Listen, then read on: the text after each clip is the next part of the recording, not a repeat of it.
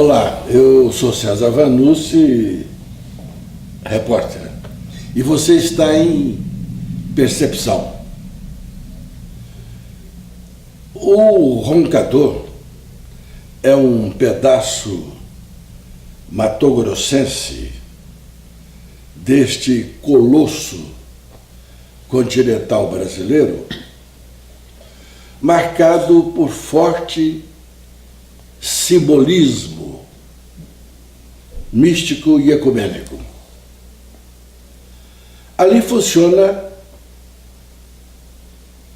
o santuário místico e ecológico do Roncador, que é uma organização gnóstica com proposta espiritual que atrai atenções no Brasil e fora do Brasil, por conta de acontecimentos de conteúdo transcendente que são muito normais na história da instituição. E eu estou tendo aqui hoje a satisfação de receber no estúdio de Percepção um dos dirigentes do santuário místico e ecológico do Roncador. Trata-se de Cláudio Carone. O Cláudio Carone é uma pessoa de graduação, podemos dizer assim, na hierarquia dos que conduzem os trabalhos de natureza espiritual e assistencial lá naquele belo recanto do território brasileiro. E eu, neste momento, entrego o microfone ao Cláudio para que ele inicie a sua dissertação, saudando os nossos telespectadores. É um prazer muito grande de poder participar aqui com o nosso amigo Vanucci e a percepção, né? É um homem de grande percepção, de formas que me alegra muito estar aqui presente para falar um pouquinho sobre o Roncador. O Roncador, eu poderia falar sobre o Roncador sobre dois ângulos diferentes. O primeiro ângulo, a primeira visão do Roncador, uma visão ecumênica, e a segunda uma visão mais iniciática, uma visão mais esotérica, digamos assim. Com respeito à parte ecumênica, o Roncador, para quem não conhece, ele fica situado bem no centro-oeste brasileiro. É uma cordilheira de 800 quilômetros aproximadamente, que inicia-se lá em Barra do Garças e vai até o sul do Pará. É a região mais preservada do território brasileiro e fica bem no centro geodésio do Brasil. Se você colocar um compasso lá na cidade de Barra do Garças, você ele é o centro de um círculo que abrange toda a América do Sul. E é um lugar especial por vários motivos. Primeiro, pela baixa densidade demográfica. Grande quantidade de matas, florestas, rios, cachoeiras. É um lugar de muita preservação, é um lugar de muita segurança, porque foi um fundo de oceano, então há uma compactação, houve uma compactação muito grande das terras, e as placas tectônicas são muito bem fortes, muito bem organizadas, de formas que é muito difícil de haver um terremoto, né? Então é uma região muito segura. E também por estar 800 quilômetros de distância de todos os oceanos, do Oceano Pacífico de um lado, do Oceano Atlântico do outro lado, quer dizer, é um lugar muito seguro. Esse é um dos aspectos. O outro aspecto é porque já é um lugar predestinado pela engenharia sideral. Todos nós sabemos que o Oriente foi conhecido como o berço da espiritualidade do planeta, e que essa espiritualidade, com o decorrer do tempo, foi sendo transferida para os Andes, para o Ocidente. E então, justamente por isso que há uma ligação muito forte entre o Roncador e Machu Picchu. O Machu Picchu é uma cidade mística, uma cidade sacerdotal que foi criada pelos Incas e pelos que existiam antes dos Incas, os pré-Incas, digamos assim, que são remanescentes da Atlântida. Então ali eles, sabendo que até mesmo os Andes iriam ser comprometidos devido a que ali fica perto do Oceano Pacífico, eles construíram um grande túnel que vai dos Andes até o Mato Grosso. Um túnel... Ô Cláudio, espera aí. É tanta coisa que você está levantando com os conhecimentos que você tem nessa área da doutrina secreta, Isso, né? Da geografia sagrada, que eu não vacilo em te interromper para poder introduzir uma cunha aí. Vamos lá. E na busca de alguma explicação mais pormenorizada para o melhor entendimento das pessoas que estão nos acompanhando. Maravilha. Explica aí uma coisa para mim. O movimento seu tem um cunho ao qual se presta a denominação de gnose, Sim. não é isso? É uma organização gnóstica. Então, primeiramente, o que vem a ser a gnose? A gnose, ela não é uma organização, ela é um princípio filosófico que é fundamentado em 4 colunas. A parte mística, a parte científica, a parte religiosa e a parte artística. São as 4 colunas. Então, todo conhecimento artístico, místico, religioso, filosófico, dá origem à sabedoria universal, que é a gnose. Depois, com o decorrer do tempo, surgiram instituições gnósticas. Eu não estou me referindo à instituição, estou me referindo a gnoses como um princípio inteligente da natureza. Né? Que, então, a primeira filosofia mística que surgiu foi a gnose. A gnose deu origem à maçonaria, à Rosa Cruz, a eubiose, a kardecismo. Todas as ordens religiosas têm como origem a gnose, que é a sabedoria pura na sua origem. Com o decorrer do tempo, essa sabedoria foi tomando conotações e roupagens diferentes de acordo com as culturas, de acordo com os lugares. Na América Central, na América do Norte, na América do Sul, aí nós temos lá os Incas, os Maias, os Astecas, nós temos o Egito, o Tibete, a China, a Índia, a Grécia. São todas culturas cuja origem é a gnose, é a sabedoria. Muito bem, quer dizer, firmado em torno desses conceitos, o movimento ao qual você pertence estabeleceu um tipo de organização, não é isso mesmo? Sim. Que se propõe a executar exatamente o quê? Que tipo de proposta? Bom, a gnosis no roncador, como nós a chamamos, gnosis no roncador, ela é baseada, primeiro de tudo, não existe uma visão sectária. É aberta, ecumênica e não é dogmática. Nós não buscamos seguidores, nós buscamos parceiros. Entendi. Então, nós temos encontros trianuais, nos quais recebemos pessoas de todas as linhas do pensamento e para encontrarmos um denominador comum na busca da ternura, do amor, da compaixão, através de vibrações de cura, através de troca de informações, e é o que você teve a oportunidade de estar lá e perceber como é que funciona. E foi uma experiência transcendental. Muito marcante, transcendental. Eu sei disso. Isso, então, é o lado ecumênico do roncador. E tem agora o lado iniciático, que é uma escola iniciática, que atua paralelamente, mas há uma linha divisória perfeita entre a parte ecumênica e a parte iniciática. Ainda com relação à parte ecumênica, digamos assim, lá existe uma caverna que nós chamamos de santuário, uma caverna que é uma das 9 embocaduras do Mato Grosso, situadas entre o paralelo 14 e o paralelo 15, e ali essa é uma região de mistérios. Como eu estava falando, nos Andes, os pré-incas, eles construíram um túnel que vai dos Andes até a Ilha do Bananal, passando na parte... Só que ninguém conhece esse túnel porque ele está lacrado, lacrado, mas quem vai a Machu Picchu tem um lugar cheio de pedras que eles fecharam. E assim, porque isso ocorreu na época em que os espanhóis invadiram Machu Picchu, invadiram o Peru, e os grandes sacerdotes, eles se refugiaram nesse túnel. Bem, mas qual que é o sentido dessas chamadas embocaduras? Essas embocaduras... Elas levam a quê? Essas embocaduras têm como objetivo comunicação com os mundos subterrâneos.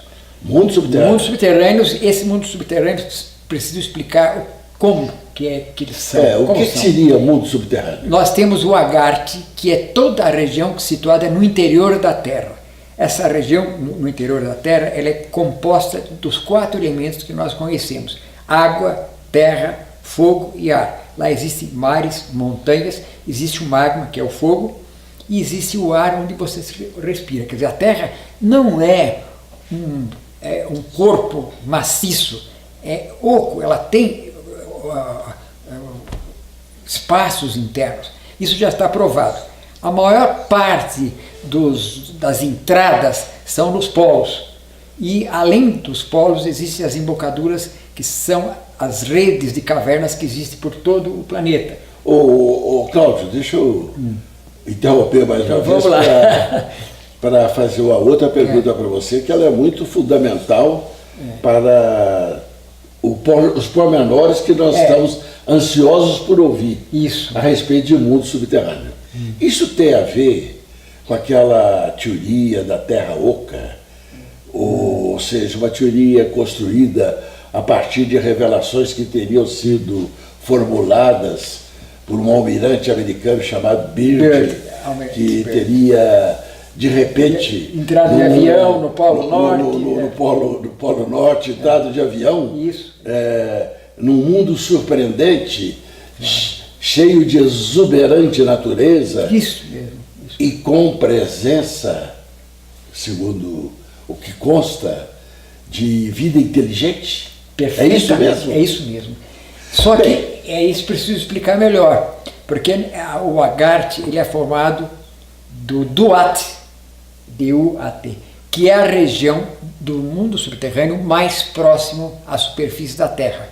Nessa região do Duat é que os intraterrenos construíram os seus laboratórios e eles estão, digamos assim, aguardando um momento para virem à superfície da Terra para se manifestar. Cláudio, nós vamos dar uma interrompida aqui no nosso papo, que pelo visto vai espichar por muito tempo ainda. Acho que para que você já se prepare para responder essa pergunta básica. Tá. O que é que esse santuário místico, esotérico, ecológico do Roncador estabelece de vinculação com o tal mundo subterrâneo, ou com essa presumida civilização que habita o interior da Terra? É papo para continuidade. É muito complexo. Para continuidade no outro momento. Com certeza. Até sempre. Bom, terminando aquilo que está explicando, então existem essas regiões próximas à superfície da Terra que são chamadas de Duat.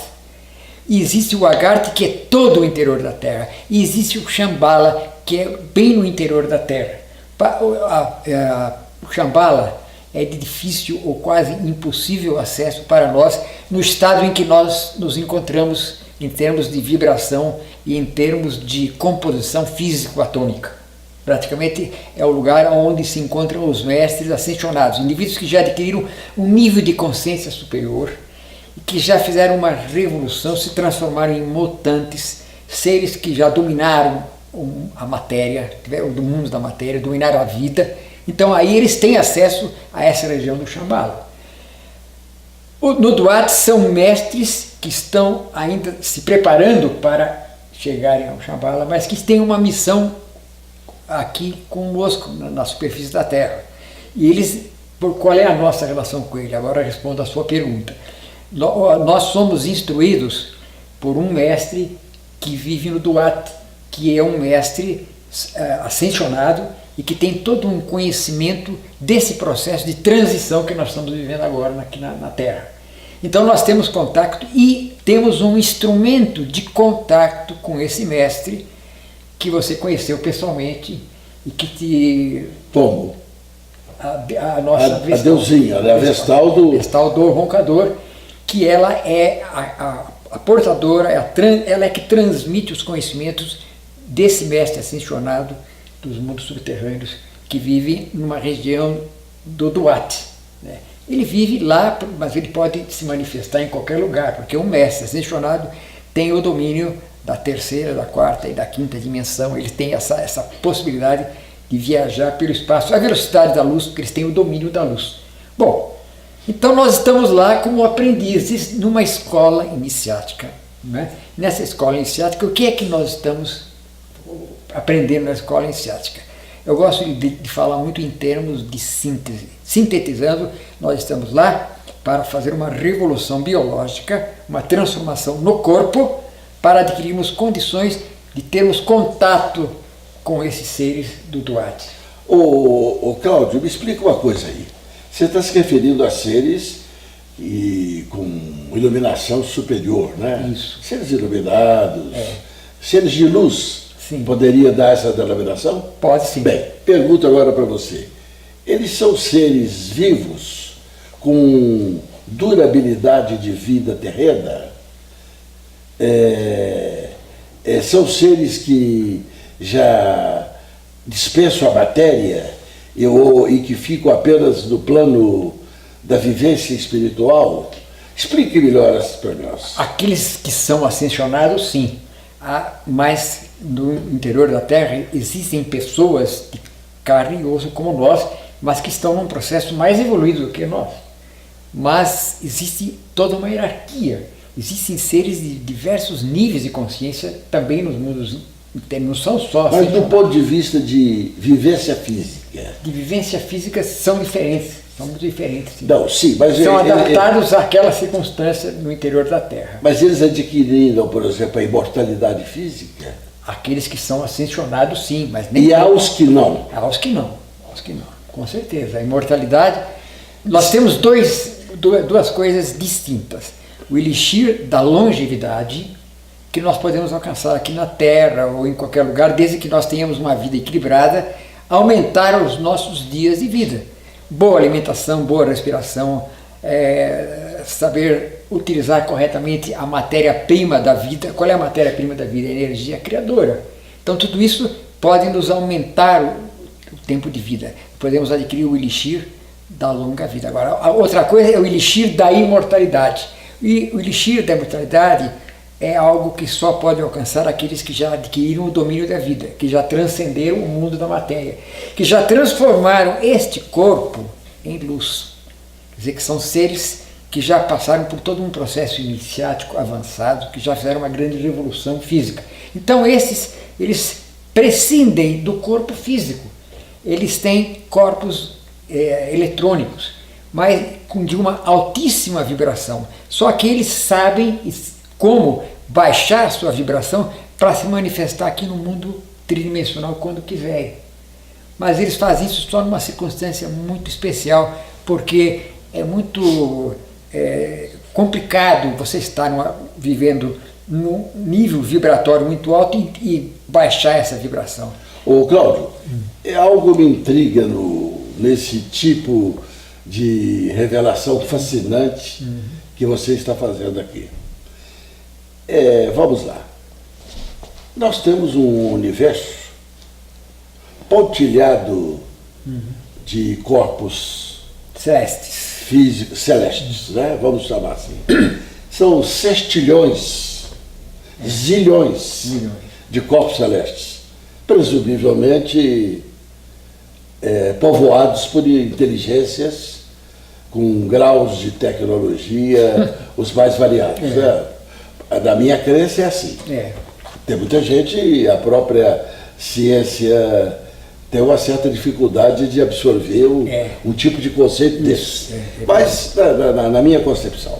Bem, o que levaria seres inteligentes iluminados, com alta capacidade tecnológica presumível, com avançado grau de espiritualidade, ao invés de se fixarem nesses corpos espalhados pelo cosmos infinito,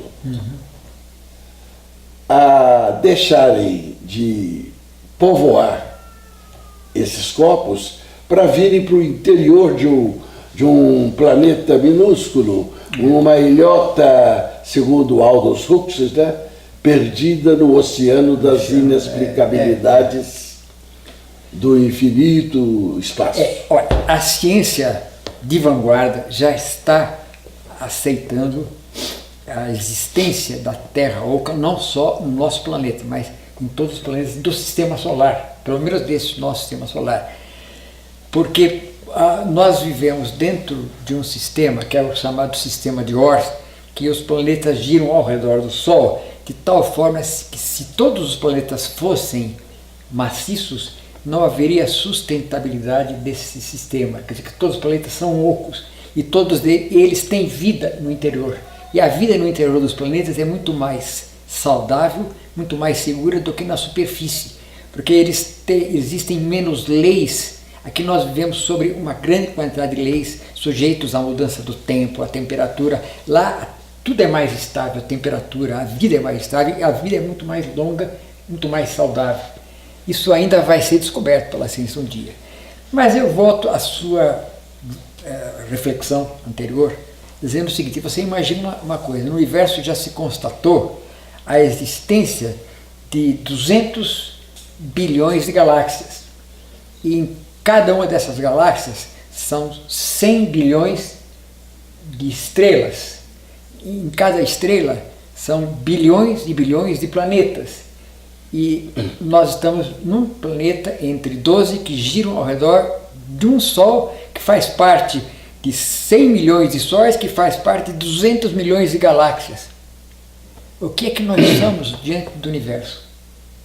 Um grãozinho de areia, nós não somos nada comparativamente falando. Então seria muita soberba nós acreditarmos que só existe vida aqui nesse nosso planeta. E também é um pouco de soberba não acreditar que existe vida no interior da Terra, uma vez que nós já temos muitas experiências. O caso que você citou do almirante Byrd, que entrou no interior da Terra e viu uma natureza exuberante e uma região tropical. Entrando pelo Polo Norte, após algumas horas de voo, ele viu uma região completamente rica em plantas, em árvores, uma região tropical. Quer dizer, então existem ainda muitas coisas a serem descobertas. O Júlio Verne, ele já tinha visionário. Extraordinário, né? Tudo o que ele escreveu acabou acontecendo. Viagem à Lua, primeiro viagem ao redor da Terra, depois viagem à Lua. Agora falou na viagem interior da Terra. Só que a forma como ele apresentou o interior da Terra, vamos dizer, na viagem ficcionista dele, é um pouco diferente. Ele não foi ao interior da Terra, ele presumiu. Daquilo que você transmite aqui, né? É exatamente, é isso mesmo. Então, a gente, no Roncador, nós temos um universo de assuntos para pesquisar. Nós somos lá como pesquisadores. Mas espera, antes disso, o movimento a que você pertence, sim, tem contatos periódicos, eventuais, constantes? Agora que eu vou entrar no assunto interessante. Agora que vai ser interessante. Imediatos com representantes desta ou destas civilizações que habitariam o interior da Terra? Aquela pessoa com quem você conversou, a Vestal, ela tem esses contatos. A Vestal aqui, ela tem esses contatos. O Cláudio está se referindo, é a sacerdotisa Mor, chamamos assim. Do Roncador. Do Roncador. Chama Deusinha, uma mulher de jeito assim acaboclado, né? Isso, é muito simples. Extrema simpatia e uma pessoa dotada de um de uma irradiação, paranormalidade extraordinária. De uma paranormalidade extraordinária e de muita irradiação interior, né? Uma Muito luminosidade amor, muita ternura. Eu posso testemunhar isso porque tive o privilégio de contatos com ela, não só numa oportunidade que ela veio a Belo Horizonte, como também numa visita que eu fiz santuário. a convite dela ao santuário. Pois é. Então, ela nos transmite os ensinamentos dos mestres do Duarte, da forma de como nós nos prepararmos fisicamente, metafisicamente, para termos esses contatos. Para isso, nós precisamos desenvolver 3 glândulas específicas do corpo, que são glândulas que, uma vez que elas começam a ser ativadas, nós começamos a adquirir uma vibração interna que vai ser uma vibração apropriada para penetrarmos no Duarte, para termos contato.